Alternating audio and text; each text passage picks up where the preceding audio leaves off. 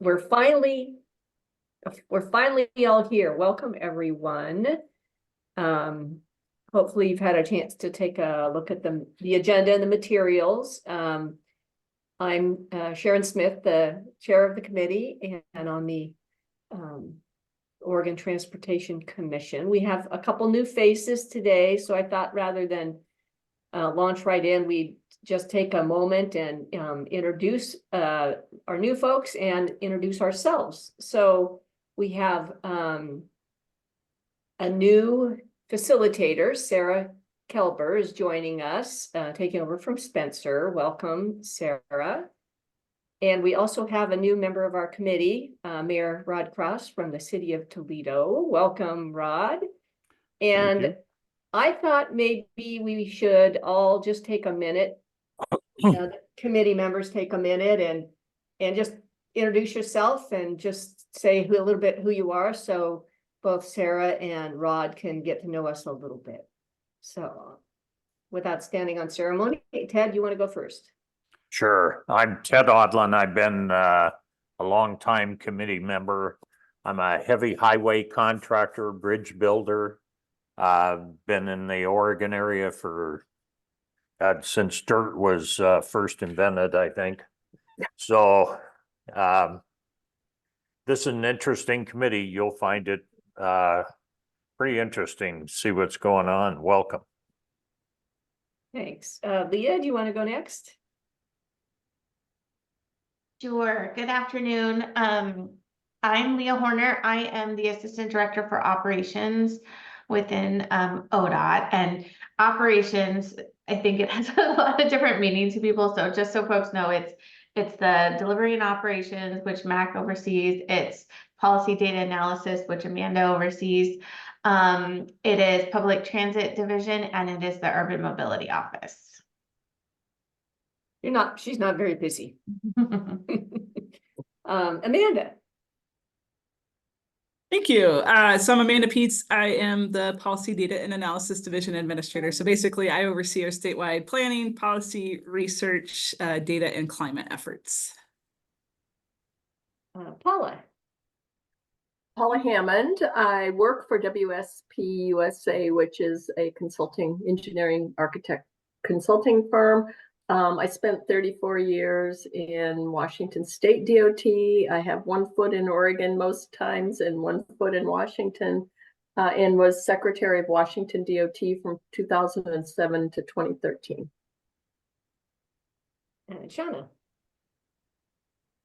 Hey, Shauna Brownstein. I currently work at Tesla on the charging team.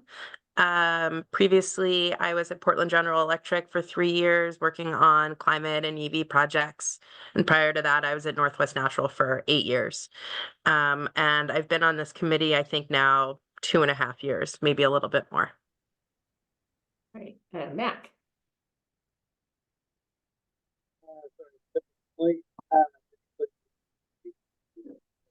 We can't hear you. It's cutting out, Mac. Can you hear me at all? Yeah, Now we can.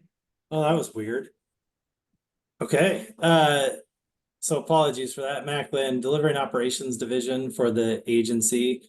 So all things construction, maintenance, project delivery, engineering. So Rod, for your benefit, everything you think of when you think of ODOT out on the roads, out in community, obviously we do a lot more, but kind of the fun stuff. And Jacob, you don't have your camera on. Do you want to just introduce yourself? Yeah, there you go. Yeah, hi, good afternoon. My name's Jacob Easter. I work for Amanda Peets in the planning unit. And I just want to give a plug to Sarah Kelber. I see she's your new facilitator. I've worked with her for a while now. She's amazing. Lucky to have her. Thanks for having me this afternoon. Great, thanks, Jacob. And Sarah, now with that introduction, you have to say something about yourself. Well, first, thanks, Jake. Jake's awesome too. It's been great working with him on the SAP. My name's Sarah Kelber. I just started on February 1st as the Strategic Project and Initiative Manager at ODOT. I've been here about 3 years this go around as Internal Communications Coordinator. Previously worked at OHA 2 times with a 2-year rotation in the middle at ODOT, working in the director's office and the Office of Innovation. And before that, I was in journalism for quite a long time.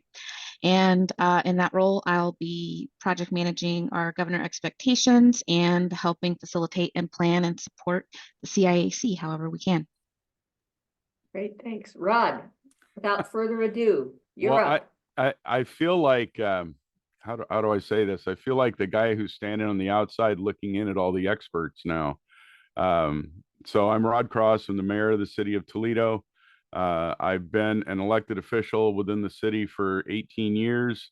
I've been working in city government for 27 years, whether it's planning commission, budget committee, those type of things. I am the president of the Oregon Mayors Association and on the board of the League of Oregon Cities. One of the reasons why I'm very honored to be here, I haven't been in Oregon since dirt was around, but if you ask my kids, they always ask me what it was like at the bottom of the Red Sea. So I'm at least that old. But I've driven most of the parts of the state, not just in my lifetime, but within the last 10 years. And I see a lot of things that I know that you all see, but I know what I get commented on and what I get phone calls about and what I get questions about. And one of the things I'm looking forward in this committee is being able to give people a lot more concrete answers as to the whys and wherefores of how things are done. Because it's a pretty labyrinthine system that we have in the state, and it's that way with any large organization, and ODOT's not any different than that. So if I can come back to people and give them, for lack of a better word, cognizant answers that they can understand, then I'm doing my job well. Thank you, Rod. It's great to have you.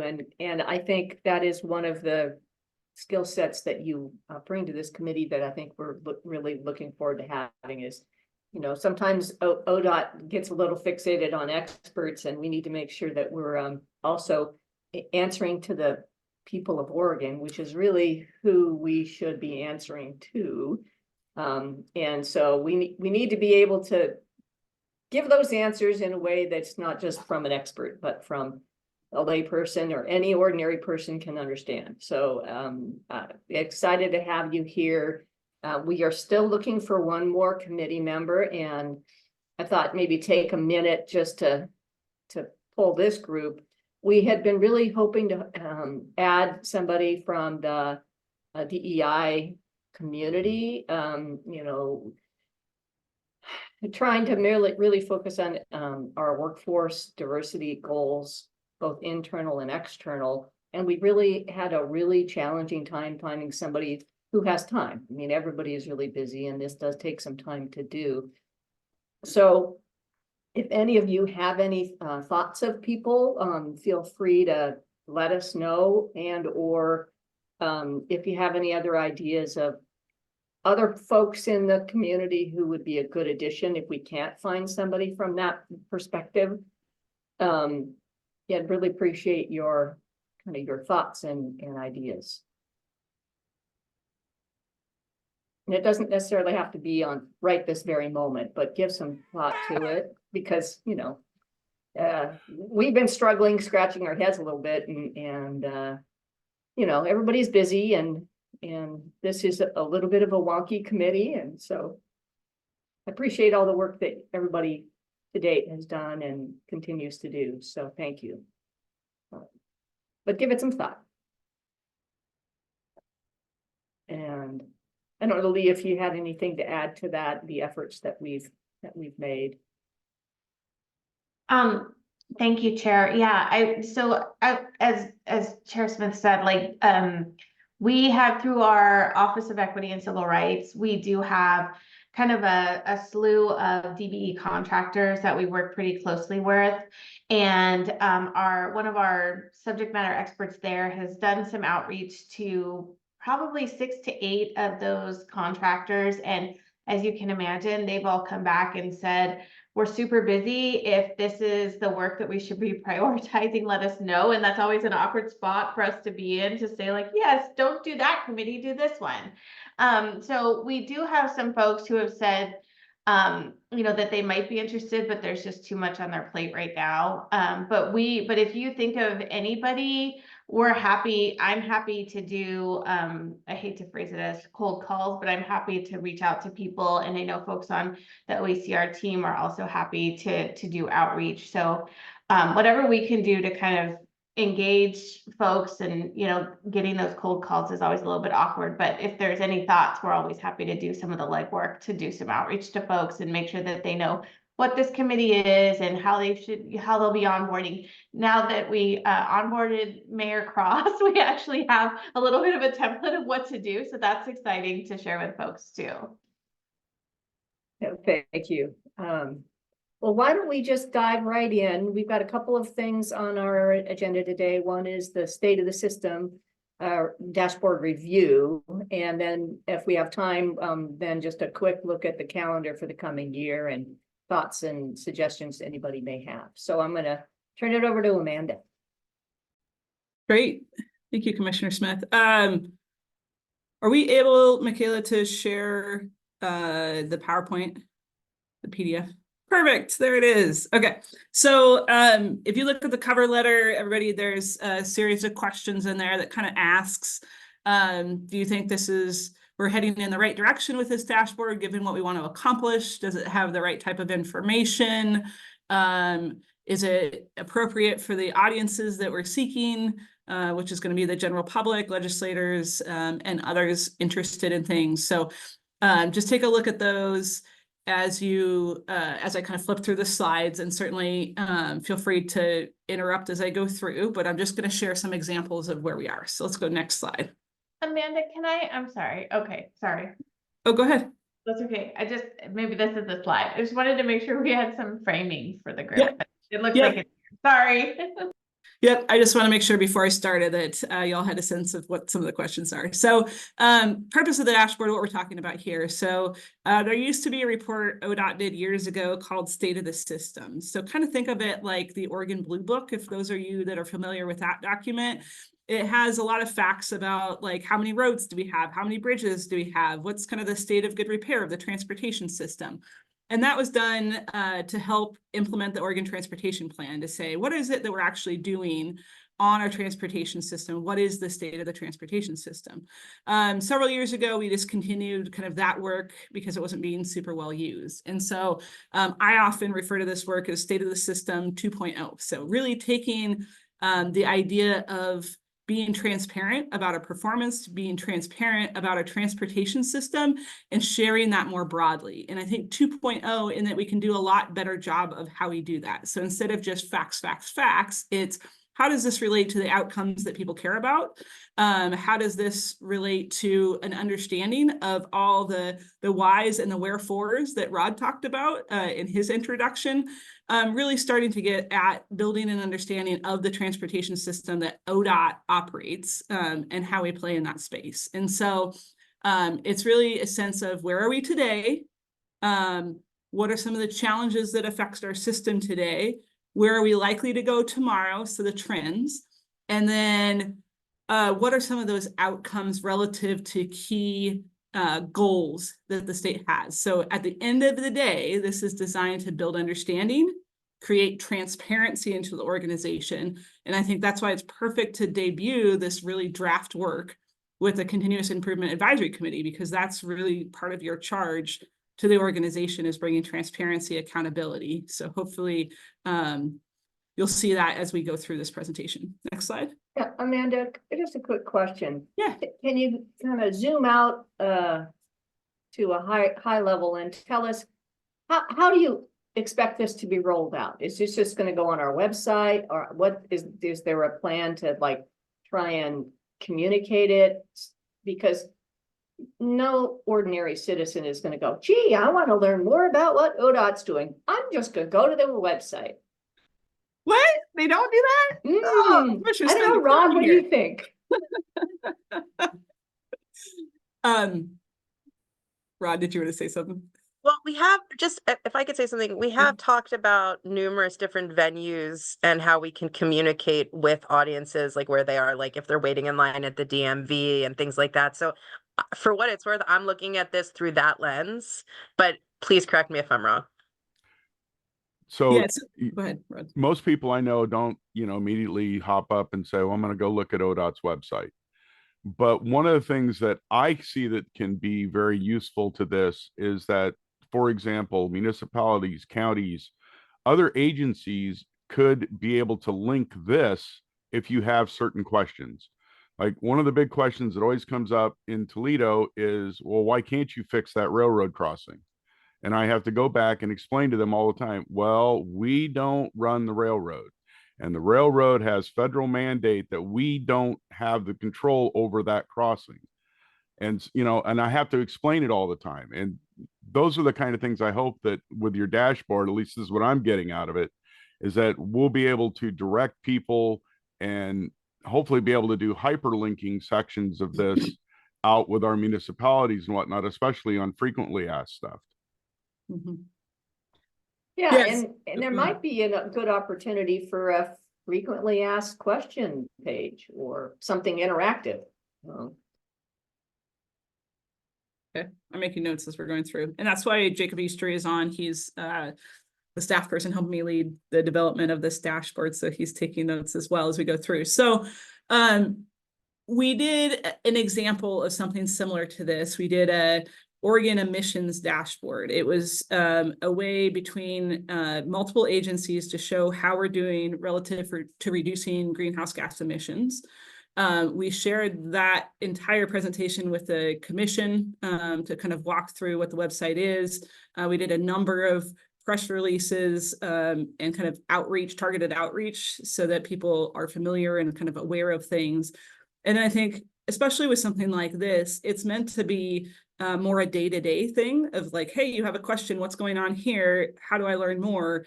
You can go to this site and get that. So I think to Shauna's point, helping to meet people where they are would be a good strategy as we roll this out and think about that. We can certainly look into an FAQ page. I'll just note that, like, obviously we have websites for all the different functions of the organization and what we do. This is really trying to be, here's how we're performing relative to those various functions. So, where maybe we need to get into more detail about authority or some of those issues, we can point people to the right sources. So this is kind of a high level outline of the outcomes. So that's what I talked about in the last slide. Like, we are trying to describe things not as features themselves. I always like using the adage of like, a bridge is a thing. What it does is it connects communities, right? So how do we talk about the outcomes that we're trying to achieve to the way that people relate to the transportation system and what it means to them? So the goals that are listed here are really consistent with the Oregon Transportation Plan adopted by the Commission and relate to some of the areas that people want to probably know more about. I think in particular, we elevated customer service and project delivery as part of that. Because we recognize those are places where people want to know, they think ODOT should be doing well in both of those things, on time, on schedule, on budget for project delivery, and serving our customers, and that there's a high level of satisfaction with that. So those are other things we want to make sure that we're being accountable to. Next slide. So we have some example mock-ups. I'll just say these are a little clunky in that we created them in PowerPoint. So rather than going and building these on the web and then doing a bunch of changes, we did it kind of low tech style on PowerPoint just to kind of show visually what these could look like. So apologies for some of the text that is pretty small. It's really trying to be illustrative at this point to the types of information that we could share and what we could do. So again, audience, I would say, is the general public.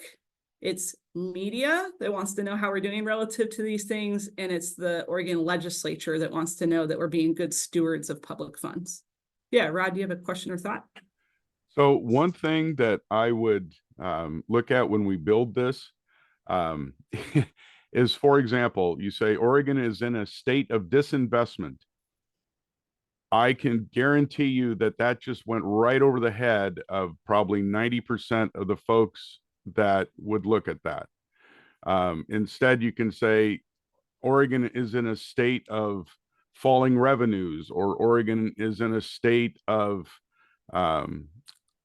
lagging revenues. However you want to say that, disinvestment and words that, I'll be honest, go into multisyllabic terms tend to turn some people off.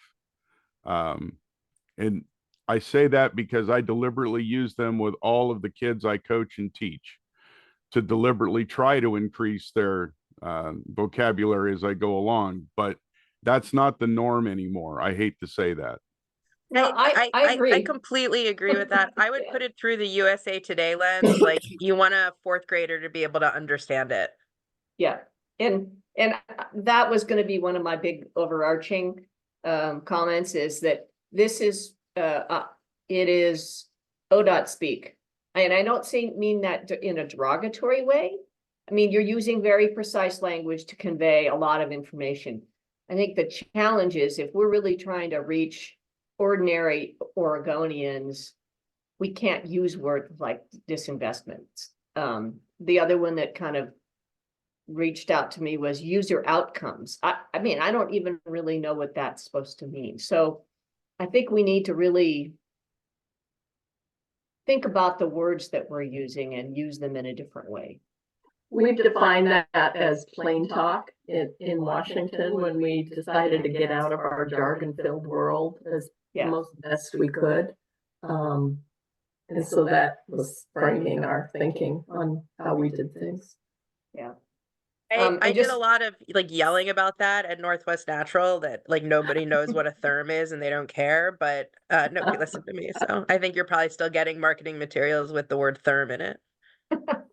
And just I would point out in the, and I know we're not wordsmithing, but that's my tendency, is in the topic where at the big heading, Oregon's transportation system, the second sentence starts, this dashboards. So it's either these dashboards or this dashboard. Yep. So I'll just say, great points. I think as we go through and we develop these, obviously the plain language piece is something that we need to apply a lens to in the development. I think probably doing some beta testing with folks to see if it is understandable. You know, we can try to clean up, but again, we are techie by our nature. So having some other folks just look at it and help us to refine to make sure it's really clear and understandable. So we can certainly work on that. The other piece I'll share is the information that's in these slides. It is draft. So since sending it over, I think there's been some typos identified, like you just pointed out, Commissioner Smith, and some other pieces that certainly will need to be cleaned up prior to publishing anything. Rod, did you have another comment or thought? Yeah. So one of the things that I've started having us do at the city is whether it's a resolution or an ordinance or anything, we do just a small sheet of definitional terms, especially if it's about things that are kind of technical, that's the only way you really can describe them. So like, for example, multimodal. When you go down to mobility in your sheet here, you give the definition of what that means. And I would say something like that, describing what when you use the word multimodal, what does that mean? That becomes one of those definitional statements that you make right up front, so people know as they go through the document, oh, that's what that means. Oh, that's what that means. When you're dealing with those things that can't be broken down into, 2 words instead of 6. Mm-hmm. Yeah, that's a good point. And maybe having a kind of a, it might be a little busy to have you be able to hover on something and get a definition, or maybe there's some kind of link to, definitions or something like that. Sure. Good thoughts. Okay, so let's go next to Michaela. This is really to show, like, you click on the safety button. So let's go next slide. So this would be a safety landing page. So obviously it's a CNI test because it's really small. So again, that's just reflecting the limit of doing this in PowerPoint is the font is very small. Obviously, when we post this, it will be more accessible and readable. We focus on the right on the goal, which is like, what do we try when we talk about safety? What do we care about? What does safety mean? We're talking about eliminating fatalities and serious injuries as kind of the goal of things. And then using data that can be updated on a pretty regular basis. So this would be annual updates to these type of information shows the trends of fatalities and serious injuries. The structure of the dashboard we created, when people think dashboards, everybody has a different idea in their mind. I would say this is kind of a hybrid between a dashboard and an infographic. It's trying to interpret the data to say what the headline takeaway is. So for example, people killed or seriously injured on Oregon's roads is at an all-time high. That's kind of the takeaway from the data to the left. Then as you go down, there's information on the causes of crashes, like intersection crashes and roadway departures. Those are some of the bigger ones that are leading to things, and what other factors are at play, like impairment, speeding, some of those types of things. So you'll learn a little bit more about it. Yeah, Rod. So real quick, and this is going to be a slight tangent, pardon me, say it in advance. I'll be honest, this is the first time seeing this type of a graph, and yet this is exactly what the public needs to know, and needs to know from every source we can possibly get it to them, is that this is what's happening on our roads. And I think that the more people understand this, the more they understand the need for, I'll be blunt, additional gas taxes, additional whatever, to try and solve this issue, because this right here goes to the heart of why we need to communicate better. Because if people understand a problem and see what the results are of a neglected problem, and I don't mean neglect as in, I mean neglect as in we've all neglected paying into the system that needs to keep up. Well, that's the best way I can put it. That right there goes to what we need to get communicated. So however more we can get that out. I'm stealing this, by the way, so hopefully someone can send me this PowerPoint slide, because I want to talk about this on the radio. I want to talk about this on our city council meetings for people to understand what's going on out there. Yeah, that's great. Thank you, Rod. Appreciate it. Is Paul? there an opportunity that we could get this information and get it into the schools, into our high schools? I just want to say, I feel like Amanda's walking through what the date, like how it's all going to be presented, and people are like, give me the data right now. I want to use it, which is really good. Yeah, I just want to say, I think the way you have this framed up is really good. I really like that the goal and the actions are called out really clearly. I think one idea that just jumped out at me, and maybe you're going to be doing this, is that, to Rod's point, I think it is a good idea for us as a committee and for the agency to have some sort of overarching takeaways that we want people to have. Like, typically agencies have this tendency to be like, here's the data. But I think it would be helpful for us to think, just to Rod's point, like, if we want the takeaway to be that we really do need to invest in our infrastructure, then making points like, people killed or seriously injured on Oregon's roads are at an all-time high is a really important point. And I would even say we need to connect the dots due to, X, Y, and Z, disinvestment, poorly maintained roads, or whatever, as shown in the data below. Yeah, those are just some high-level thoughts. Okay, good. So Paul, I see you have your hand up. Just I wanted to go to Ted's point real quick to say, Ted, I think we have our Safe Routes to School education programs, and those are connecting with the school districts and schools. And so I think, again, like today we'll focus on the content here. I would love to come back and have some additional conversations about where are the outlets to get this information and to get the right movement that we need on these various things. So appreciate those comments. Paula? Yeah, I was just gonna add, I think that's a big thing, is we got to get the dashboard right, and then we need to figure out what is the communication plan. Mhm. And, I think having suggestions about communication plan along the way is good. So hopefully we're keeping lists. It's got to go to schools. It's got to go to cities. It's got to go to, talk radio shows. Mhm. I support Shanna's approach. I think it's really important to have this kind of data and to explain what it's telling us. But I was surprised not to see much of a call out on bike ped increase. I mean, I hear everywhere around the country, everybody's recognizing that growth, kind of exponential bike ped kind of fatality notion as a major concern, and then driver behavior. And so you have to really look through these columns of information to see where speed and impaired driving and, you know, those kinds of things creep into the problem. So I don't know how to fix that, but there's a lot of words here, and I think it's helpful if we give some very key bullet points or something when we're talking to folks to understand there's some key areas of concern that need to be worked on today to make a difference. That's great feedback. Mac, I see you have your hand up. So just before I go to you real quick. So Michaela, can you flip to the next slide?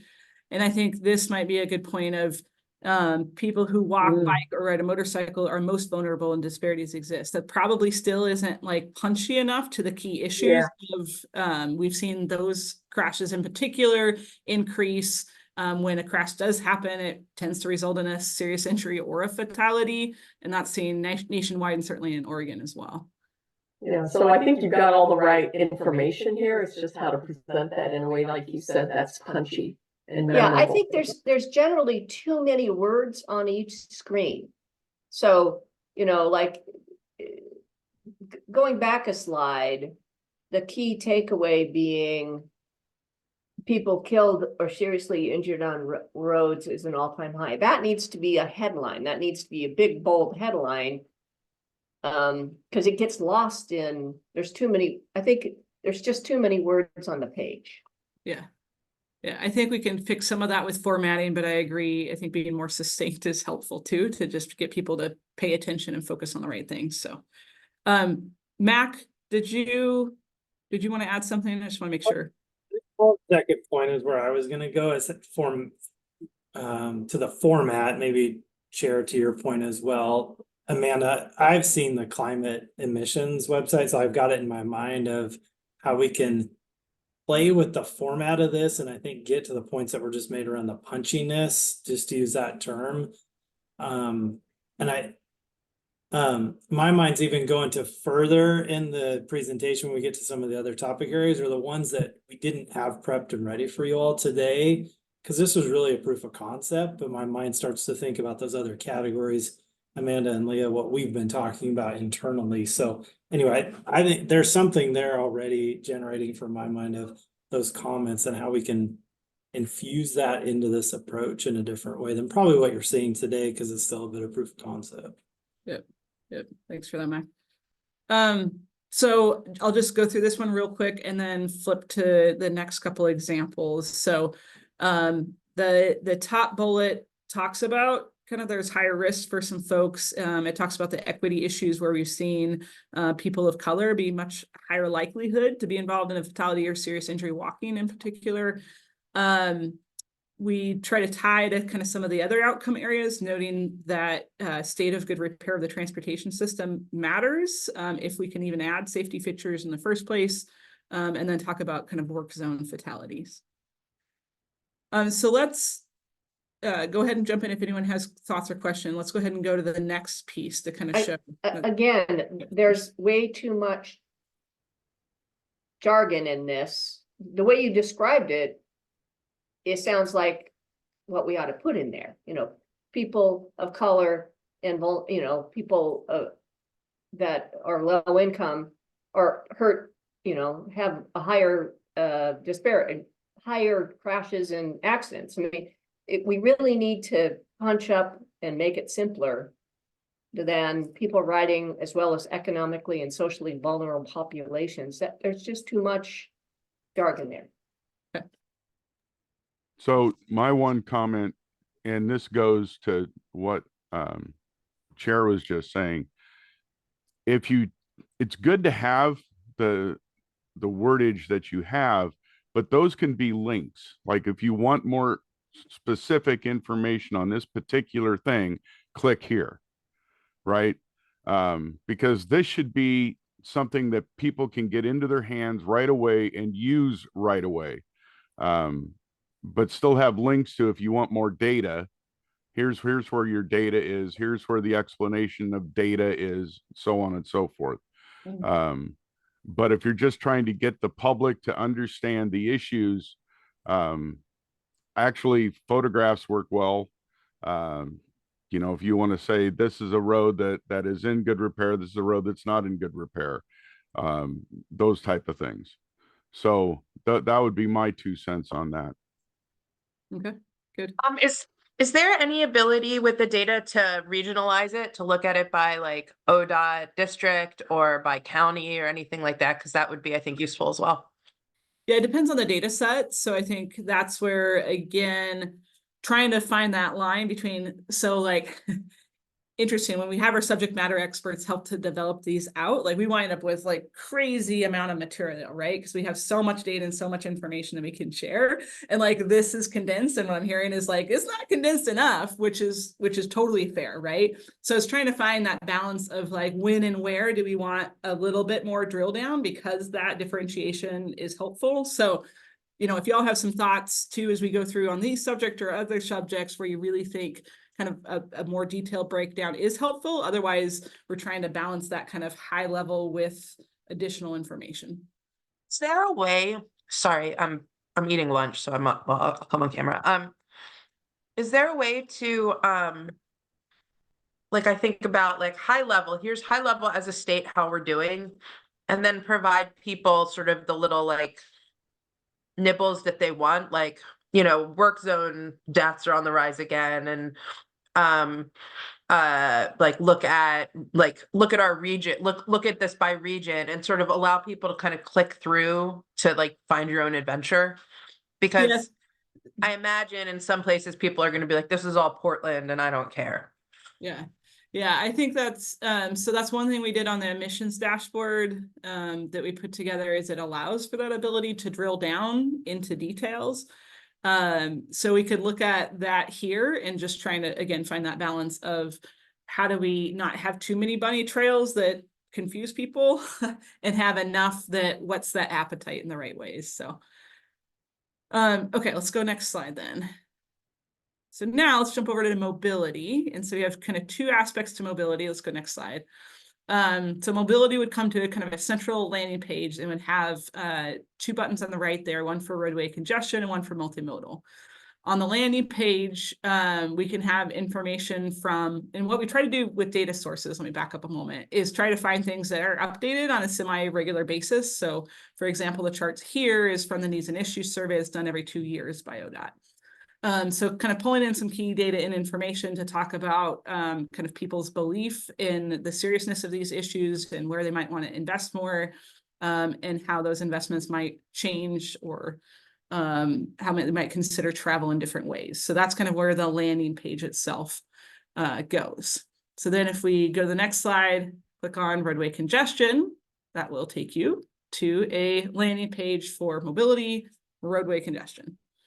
This one tried to focus on kind of things that we think might matter. And I am probably going to just read your minds to say like VMT, travel, peak travel times. That's very jargony, Amanda, not helpful. So we can change the way that we're talking about it. I think these are things that we know come up a lot with the public and what they want to hear more about. It's probably, we're not saying it in the right kind of plain language ways. So one is the amount of travel. Has that changed or increased over time? And so if you look at it from a total basis, meaning more people have come into the state, but if you just look at all travel on all roads, it's remained pretty flat over time. So that's kind of the headline there. If you look at it from a population basis, that households are driving a little bit less over time.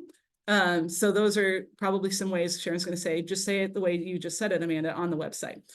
So there's some ways we can simplify that text.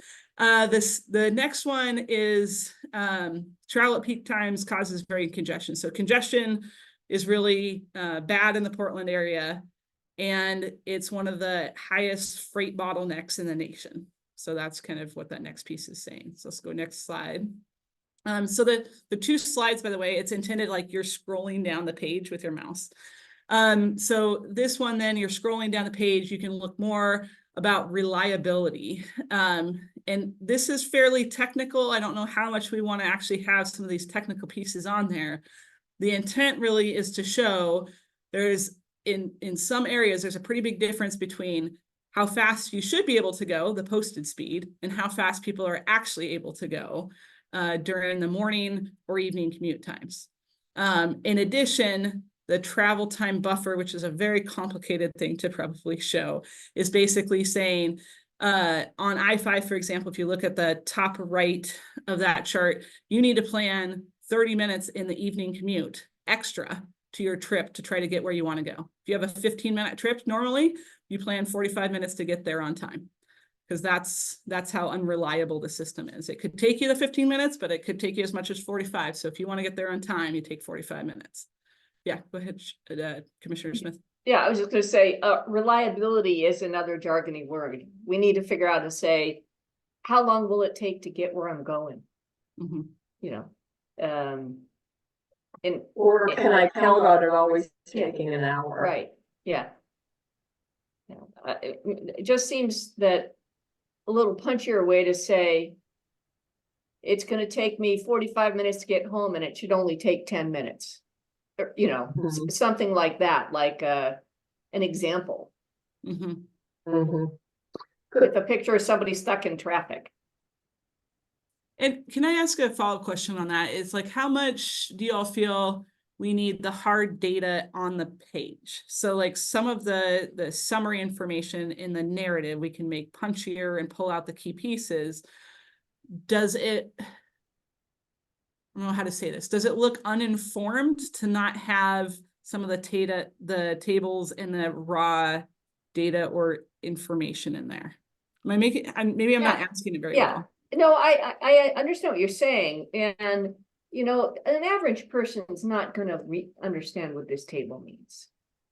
I think there's a way to do it with like fancy graphics where you can have data sources on the right hand side, and they can have links, and as you roll over them they can get bigger, and so you can see the data's there if you're interested.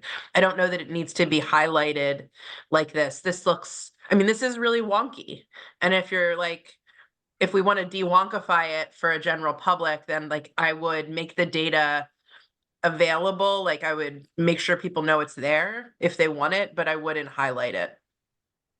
So to tag on to what Shauna just said, one of the ways you can say this is, for example, let me throw a statement out at you. As everyone knows, driving in the Portland metro area takes longer than it does in most other areas of the state. On average, drivers need to plan for an extra 30 minutes just to get anywhere that they want to get to during peak times. It says what your chart says, but it says it in a way that people are like, yeah, okay, I got it. And then there's data on the side if you really want to go deep dive into the data. Yeah, best of both worlds, right? Right. Thanks. Paula? Yeah, I like the word buffer. I mean, people get that. Okay, I need this to manage my time. Could you go back one slide? In the spirit of too much information and not really knowing what it's adding, I think the chart that's called proportion of MPO congested lanes, proportion of MPO, I think that's really confusing, and I'm not sure what people are going to get out of that. The other question I have is on peak. You know, we used to have morning and afternoon congestion peak periods, and now peak is all over. And is it worth having that conversation? Our travel patterns have changed, and now we see congested periods spread throughout the day.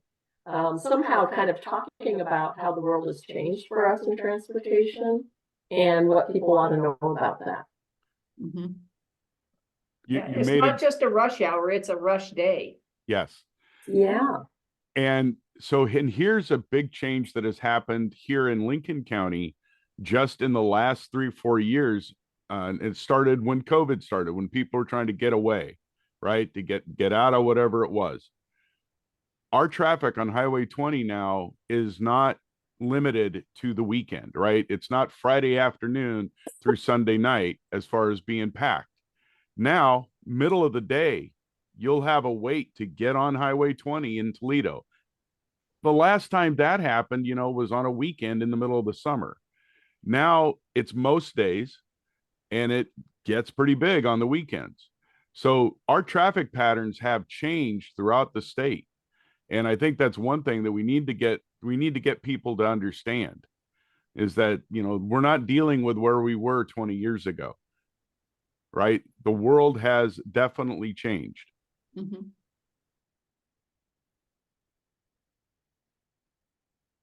Right. So I think we can pull that story through a little bit more. And I think to be using jargon terms, the peak spreading has changed over time. So we can have some more information on that in layman terms. Mm. All right. So let's go ahead and flip through next one even after this, Michaela. Thanks. So then if you click on multimodal, next slide. Takes you to some more information on bicycle, pedestrian, public transportation, and passenger rail. So what you'll see on this one is kind of headlines in terms of utilization of these modes. How has that changed over time? And what is the potential for use of these modes? One of the key factors, I think unique to both bicycling and walking, different from roads, is to understand that the network is not complete. We have a lot of gaps in our sidewalks. We have disconnected bike lanes. So sharing a little bit more about kind of what that current state looks like. A big investment area for the agency is making sidewalks more accessible. So our ADA commitments and investments. So something that can show that we're making progress there, and then show that relative to what the progress is that we need to make overall. And Shauna, I see your hand up. You may have said this at the beginning, but I want to make sure, people need to understand what is in ODOT's purview when it comes to sidewalks and what is not in ODOT's purview. Like which right of way are you talking about? Mhm. Because people don't get that, and they might go to, Mayor Rod and be like, this sidewalk needs to be repaired, but it's you know what I mean? Like they need to understand sort of the jurisdictional boundaries. And I don't know how you describe that, but I think it strikes me that it would be important to say what ODOT does and doesn't do, or what ODOT is in charge of and not in charge of, Mhm. in a really clear Yes. way, as it regards mobility, as it regards safety, as it regards, all the things. That is an excellent point, and it probably needs to be at the very beginning. What does ODOT control, or what does ODOT do? What does ODOT not do? Because a lot of, we get commission emails and letters all the time Yeah. asking us to fix problems in a city or in a county, and people just don't understand. Yeah, and I think Yeah. I actually would say it on each page, because I think people aren't going to carry that through, and they're going to need to understand, ODOT's responsible for safety on state highways, not on local roadways. State highways include Highway 20 and not Main Street or whatever. Shanna, you should go to work in local government. Oh no. You don't know. I'm not from here. I'm from Philadelphia. I curse too much. I'm too direct. I have a terrible poker face. It would be bad news. You'd be Amanda good on the east side of the before. mountains. She Should be- knows. Amanda knows. Amanda's like, oh yeah, she would be bad at that. No, come over to the east side. We believe in direct. Well, so do the folks on the west side. They just don't like the cursing. I've had to learn that over my time. But direct still works. You just gotta, how do I say this? You take the direct approach, and then you add a couple of bumpers to it, and the west side can deal with it. Yeah, true. Lessons in diplomacy. I like it. Okay, well, I think that comment of kind of what's in, what's out of kind of ODOT's control and authority should apply to all pages that we do. So that's something we'll add as a lens as we go through all these. Let's go next slide then. So if you scroll down the mobility page, you can learn more about some of our major programs, Safe Routes to School, the STIF, or State Transportation Improvement Program. You're gonna have to figure out a different way to say that. Yeah, the transit program. No, this, yeah, the STIP and the STIP. I mean, you got to get rid of those words. Right, right. And then we talk about ridership a little bit. So I think ridership is a metric that people often go to when you think of something like a dashboard. I think we want to be a little careful on public transportation ridership in that public transportation's purpose isn't solely getting butts in the seats. It's about connecting people to places that might not otherwise be able to get there. So I think it's important probably to have something on ridership here, which we do, but not overplay it as the be all and the end all kind of metric and evaluation if public transportation is successful. And Rod, I see you have your hand up. Okay, this is where you guys definitely know I'm the newbie. I did not know ODOT was even involved in public transit or Amtrak as far as any funding type stuff. If you can enlighten me in a very quick thumbnail, please do so. Yeah, so there's a lot of federal funding as well as state funding from the employee payroll tax that flows through ODOT to public transit providers. So that might be a Okay. city, a county, or provider. Okay, So okay, the large majority of it is just pass through funding through ODOT. okay. There is Okay, a few that's, small yeah, Amtrak and the Point Bus are the two public transportation services that ODOT operates. so you do operate Amtrak in the state. Correct. Wow. That is news to me. Thank you. I thought Amtrak was all federal. Yeah, so we have a role in that, certainly. Okay. Working with our partner states. Well, then I feel very sorry for you. As a person who utilized European rail for 3 years of my life, if we could get that over here, I would be in hog heaven. But I know that is a rock that something drastic will have to happen for that rock to be able to get moved. So I guess a question, Rod, to that point, if you go back, Yeah. if you go back a slide or two, Amanda, is there a paragraph here at the beginning that says, here's ODOT's role and jurisdiction in the conversation around mobility? Here's what mobility means to ODOT, and here's where we play a role. Yeah, so I think to your earlier point, Shauna, we don't have the kind of what's in, what's out, what's the authority of the agency, so that's missing from here currently. No, I know. I guess I was thinking about it differently, but like I was thinking about when I said before, like which right of ways is ODOT in charge of, and this I'm talking about more programmatic. Like I didn't know you guys had any role in Amtrak either. So like how do you call that out also? Mm-hmm. Yeah, and to Leah's point in the chat, Amtrak Cascades, not the Coast Starlight. Yeah, like why that's insane. Like why one and not the other? Like, and you don't need to get into the why, but like explaining like we have a role here, we don't have a role here. Like, Mm-hmm. I don't know. Yeah. Yep. Great. Well, Okay. you just made me feel better, Shauna. Thank you. Let's go ahead and flip again, Michaela. So now we'll go to project delivery. So this is the last of the examples that we have. And questions you have, I'll probably direct more towards Mac, who oversees a good share of our project delivery program, but I'll run through kind of a brief overview here. So this one of any probably looks more dashboardy because it can. It's fairly data-driven metrics here where we're talking about how many projects do we have, and of those projects, are they on time and on budget? And so we have goals for those, and then we can show kind of our performance relative to those things.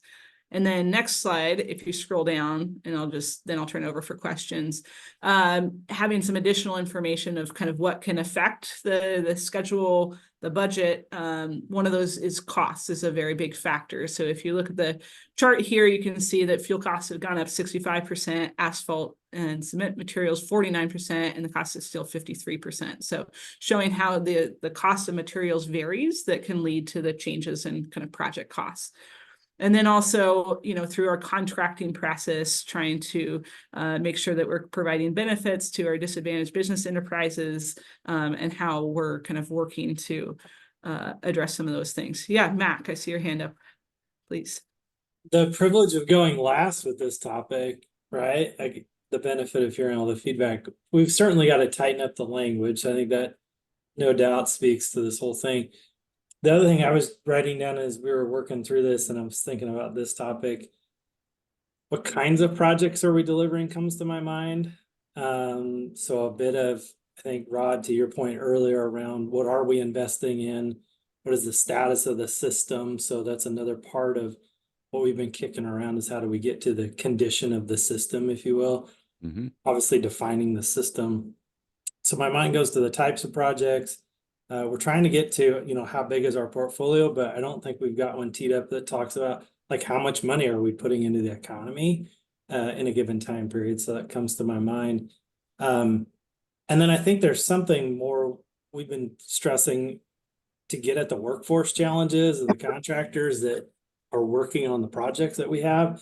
We've got it focused here on our disadvantaged communities work in DBE, but still kicking around some thoughts on how we had kind of get at the workforce piece of it, just given the beneficial impact investing in transportation has on so many other things. So last thing, just the data is still hypothetical.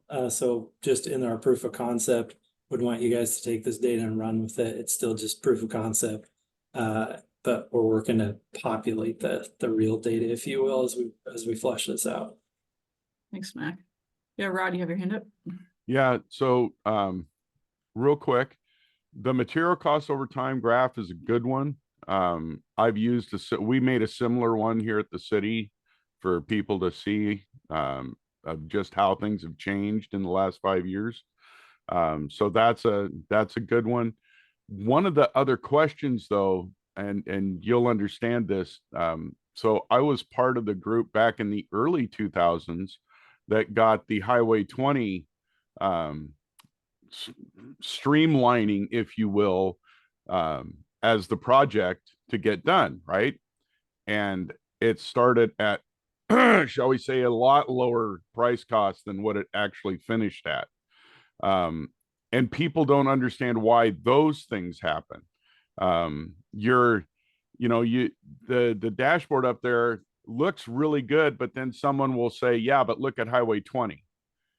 Right. And so I think there needs to be some sort of a metric or some way to say that this is what the largest reason for overages on projects is. Is it the land that we're building on? Is it changing environmental regulations? Is it, whatever that might be, right? So that people have an idea, well, how come this project came in 20% under budget and this project came in, 150% of budget? How did they get the budgeting off by so much? And so to get people to kind of understand how the system all works better, instead of, being able to pull the red herring out and go, here it is, or be able to pull out the elephant in the room and here it is. Just my thoughts. I very much appreciate those. They're certainly on our mind. Rod, I appreciate your efforts in that project over the years, now knowing about that.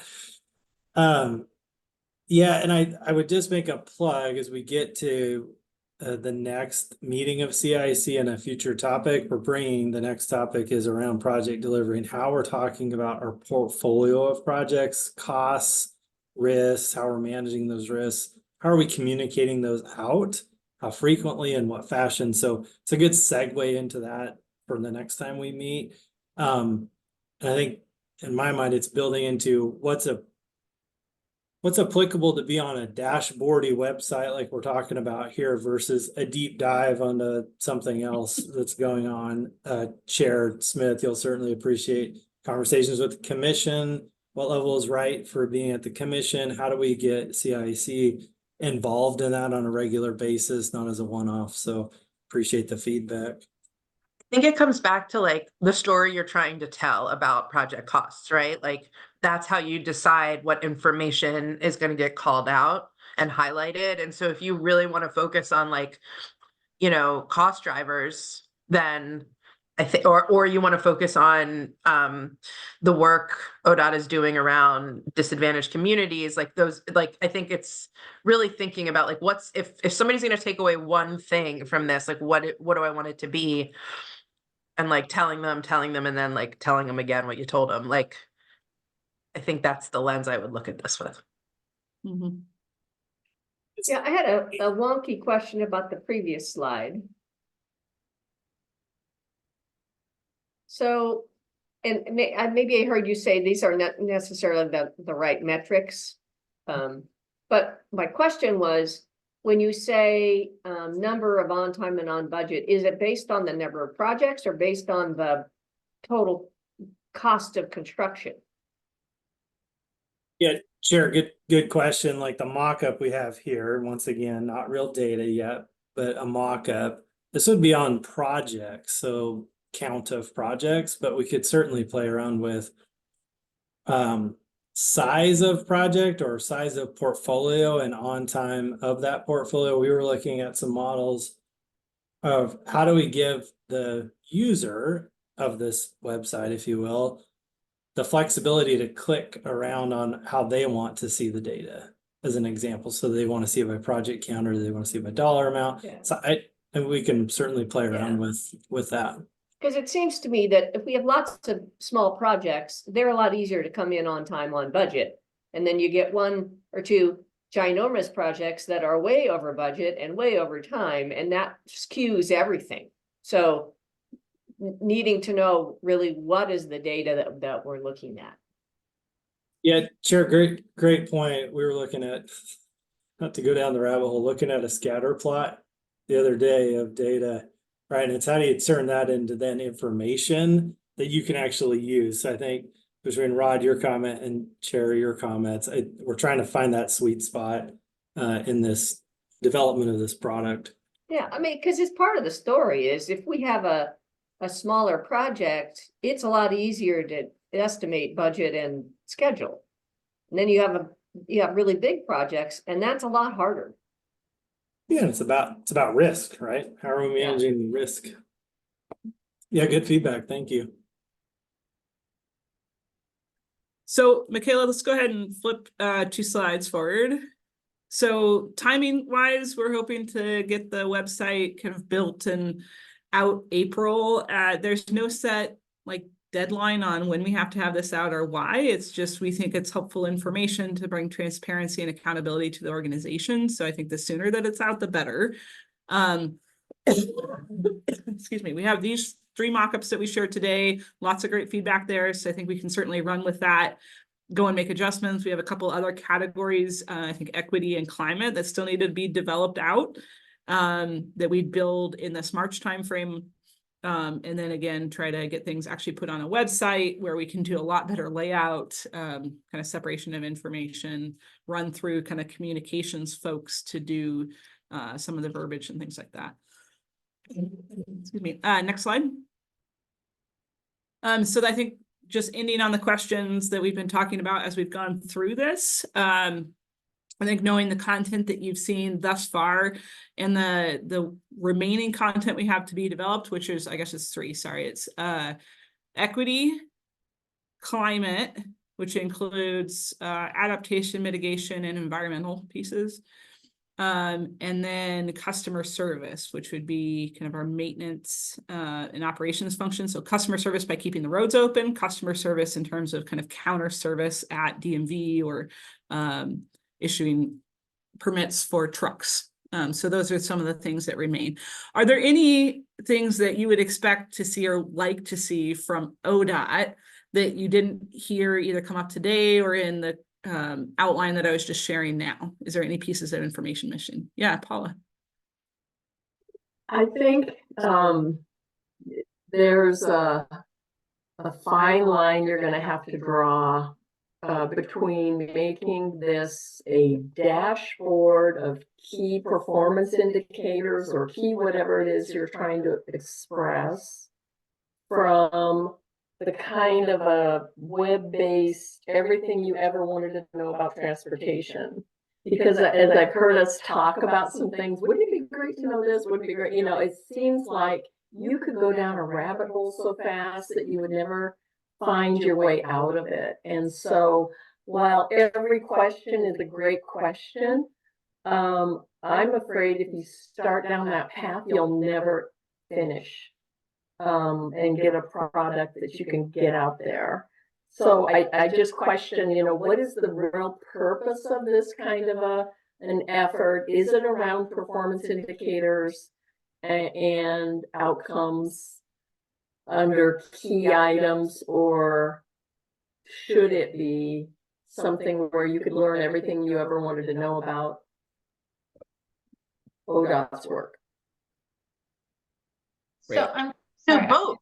I'm going to jump in. That is such a great question, and I think it's one that we have struggled with in this. And I will say, so like the genesis of this was, we need a dashboard to both show external folks what it is that we're doing, hold ourselves accountable, and have data available. So I think a little to the KPI.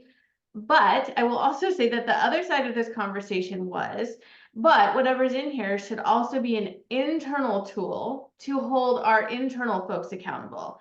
And so it started as everything under the sun. I think it still is a little bit that way. And I will say, like, as an internal management tool, it's a little bit easier to see once we get down the road with customer service and a little bit to the project delivery components that Mac was talking about. But some of the other areas, it's really complicated to figure out how do we use this both as an external messaging component and an internal management tool. And so that's kind of the line that we've been trying to balance. And I will just say that this conversation is super helpful to kind of just help frame in some of those pieces and how we're looking. I would say, and I'm open because Amanda and Mac and I have been working on this for ages, but it feels like ages. It hasn't been that long. I think we're leaning more towards that KPI, right? With bridges to other information that people can utilize, but this is just like your flash shot on the KPIs.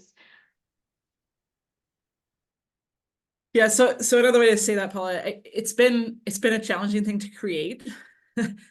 Because it is a little bit of a unicorn, bridging kind of two ideas here. So I think to Leah's point, we probably lean a little bit more KPI with interpretation to help people, you know, have the key takeaways for that.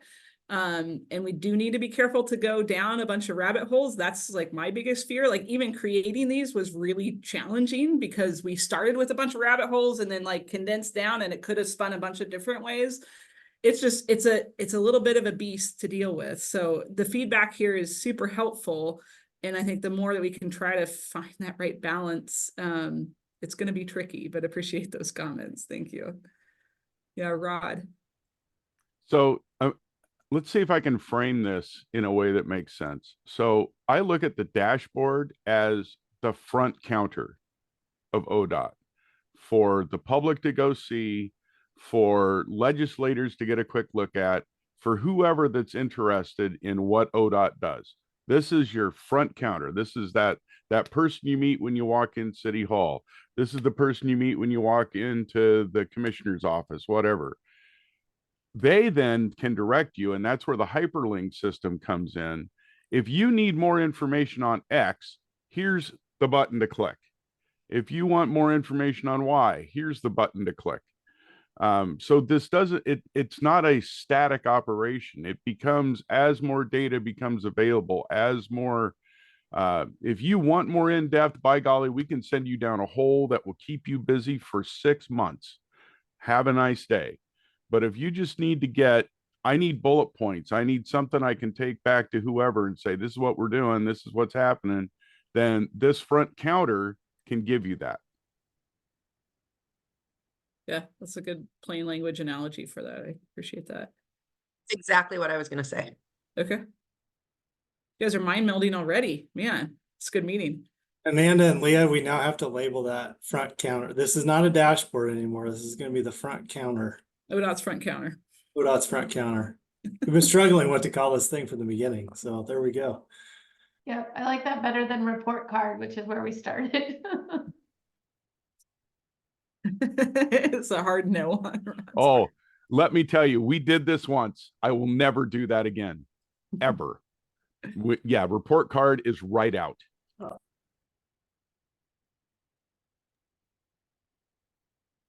So good conversation. I think, you know, it's clear this group looked at it from more the perspective of the outside viewer rather than the internal dashboard. So you guys are gonna have to balance the dual purpose of it and maybe the concept of more click on here to get more, and that's maybe more internal facing. Maybe that's a one way to get at it. My next question is, you're gonna roll this out in April. Do you have any interest in coming back to this committee before then and giving us an update? I would say, and I'll turn to Leah certainly, but I would say it depends on, I think, the timing of this meeting. I think we've planned on the OTC planning calendar to bring this to the commission more broadly later. So I think just depends on the timing of these meetings, if we have that ability to. So Leah, any other thoughts you have on it? I think what I would love to do is once we're in, and I would love feedback on this, but once we're in a space where we actually have it live, I would love to send it to this group to click through and be like, yes, or like, no, and then see if we need to maybe have some follow-up conversations before it goes broader. Yeah, I think, because, you know, time-wise, our next meeting is on March 20th, and that may be awkward timing, but, you know, I think if you are interested in you sending, you know, you can send the link to Sarah and Michaela, and they can distribute it out, and then to the extent people have time to do feedback, and we can give you more feedback. Yeah, I do think it's helpful. So maybe what I'd say is, can I get back to you on a timeline of when we might have the beta test version Sure. available, and then we can make some Just, I mean, when you have it, send it. That's Okay, all. great. Yeah, great. Okay, well, that was super helpful. We took a lot of notes. We'll be making some changes and trying to find that balance. Not an easy one, but this conversation has been really helpful. And I do like some of the additions we're putting in terms of contextualizing what the agency does, and helping people understand some of those pieces too. So Chair, maybe I'll turn it back to you for the rest of the meeting. Great, thank you, thank you. A really good presentation, and thanks for listening to us. And I think you have a good approach. You know, we were doing a little nitpicking, so don't take it too hard. Can I say one thing? Yeah. I just want to take a moment and appreciate the work you guys have put into it. I've done this sort of thing before. It is really hard, especially when you're like in it, to separate your thoughts into categories and like understand how things fit together and everything. And I think that this approach is really great, and it's going to be a really great product. And to Chair Smith's point, I hope you don't take our nitpicking as overly critical. No, it's been a great conversation. Thank you all. Appreciate it. Thank you. So we have 15 minutes left. One of the things wanted to do was just cover the schedule for the year. We had a meeting in December, but it was, you know, kind of a challenging time. So here is the calendar of topics that we've developed. We do have a couple breaks built into the year. And these are not set in stone. If there's topics that we want to add to this, we can certainly do that. If there's things people are wanting to, you know, dive in deeper, or maybe we're not ready to talk about, now's a good time. Maybe if you could maybe make it a little bigger. That's possible. So next month, we're going to do project delivery, and then our funding challenges, kind of an overview. There's two big topics there, so I'm thinking it's going to be challenged to get both of them done. But project delivery review is ongoing, and I think it's always a good topic for this group. And then again, telling the story on funding challenges is going to be critical. Break in April, May. Our efforts in electrification.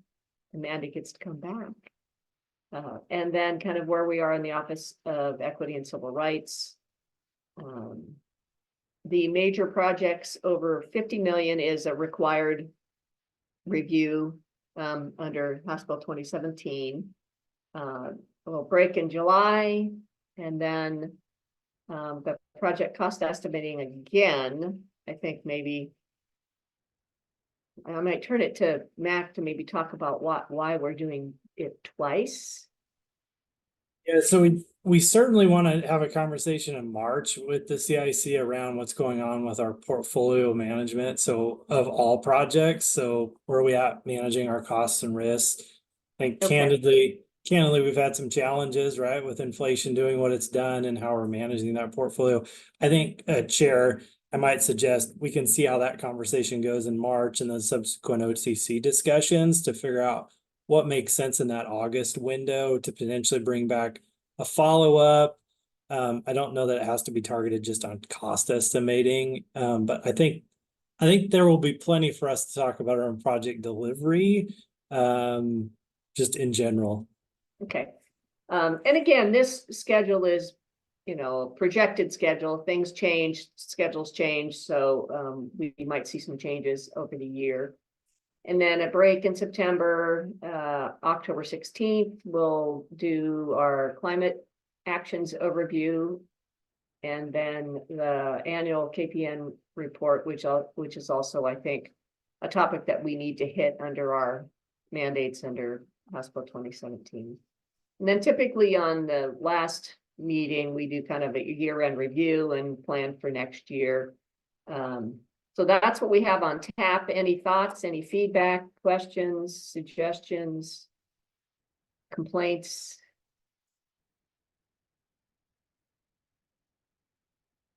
The other thing is we don't have in here built in any in-person meetings. I think it's a challenge to get all of us together, and it's harder for staff, but it's something that we can have ongoing conversations that might make sense to try and do one meeting together in person, now that we have a new member, and it's been a while since we've gotten together. So any thoughts about that?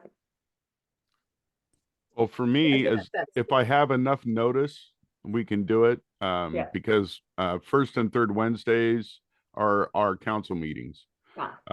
So I just need to know in advance so I can have make sure that my council president's prepped and ready to go, and then I could get there.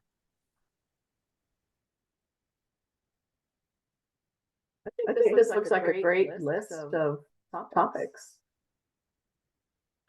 Just to ask for a little bit of detail, even though it's a ways off, I would love to hear how ODOT is participating with all of the federal dollars out there and grant monies that are being that are coming through the state, whether it's for infrastructure or NEVI or whatever it is, like how those how the agency is doing in dispersing those funds, and if you guys are partnering to go after grants or things like that. I'd love to hear about that. Yeah, I know that there's a lot of work in that arena, and maybe that could be something that we would add to the project cost estimating or major projects, something in there. And I think, Chair Smith, for electrification in particular, the presentation that's designed there is really around developing a plan for like, what should we go after? There's like a ton of opportunities out there. And so we started out with a scatter shot, and now we're being a lot more selective about what we go after. I think kind of viewing that with this committee from a strategic standpoint of where should our priorities be, and that's really the intent of that electrification item, is a grant plan to what grants do we go after and how do we distribute those, who do we partner with, those kind of things. I have a lot of ideas on that one, unsurprising to everyone, but I'm curious if I have to like recuse myself or anything. I don't think so. I mean, this is an advisory committee. It's a public meeting. We're not going to be making any grant decisions. This is just feedback to the team, and then I think the department will make a decision on what to go after. So, I would recommend that you might do a disclosure of potential conflict of interest, and then I think we can go from there. And I don't know, Leah, do you have any other thoughts on that? If you don't mind, I'll jump in just to say, Yeah, go I ahead. think we'll be thoughtful what we bring forward that doesn't put anyone in an awkward role. And this is a publicly accessible meeting, which means it's information available to others. So it's not exclusive to any one entity like Tesla. So I think between those two things, one, we're careful what we bring forward, and two, it's a public meeting. I think we can make sure that we're lined up correctly, and Shauna will certainly advise you otherwise if we feel that might be an issue.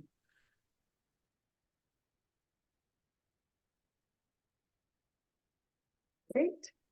Well, we just have a few minutes left. We always leave a little bit at the end. I don't know, Leah, if you had any kind of wrap up or final comments before we call it a day. I think most of the kind of notes that I took were more specific to the feedback on the dashboard. We'll definitely work to incorporate that in. And just like I said, this conversation has been really, really helpful for us to kind of daylight the things that we've been working on it feels like in a little bit in a bubble. So this is incredibly helpful, and the timing is, I think, really helpful as well. I did make a note about maybe adding the IIJA maybe in August, and I will touch base with Travis because I think he's probably the best one to do that. Yeah, if there's any other topics or anything that comes up, don't hesitate to let us know and we can figure out where to plug in. So it's really helpful. Great. Well, thank you, everyone. Well, Rod, what do you think your first meeting? Well, all I've got to say is thanks to all of you. You've made me feel welcome. And Amanda, I hope I didn't overrun you with things too early. I really appreciate being on this committee. I've already learned stuff today that I didn't know yesterday. So part of my goal in life is learn something new every day. And boy, I had no idea about Amtrak. Thank you. But ODOT is an important, I can't say it enough. If ODOT's not functioning, our state's not functioning. We can do all the other stuff in the world, but if we can't get around and get stuff done, stuff isn't going to happen.